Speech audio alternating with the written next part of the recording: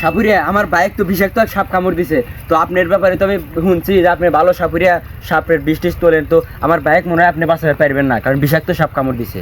এই তুই কোনো চিন্তাই করিস না, আমি 42 বছর ধরে এত অবস্থা করে আমি সাপুরিয়া আছি, আর আমি মাস্টার সাপুরিয়া।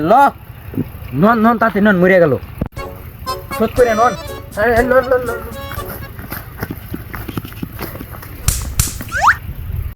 ইস বাপু, তুমি যদি আমার 2 মিনিট আগে আনতে, তাই আমি 20টা নামায় পারি, আমার রাখতে থাকে আর মরে গেছে এটা।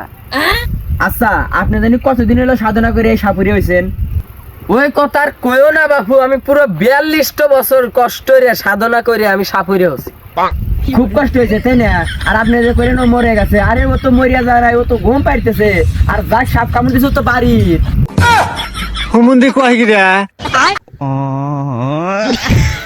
না এত বেসাল বারে ঘুমাই, সেও তো শান্তি নাই রে।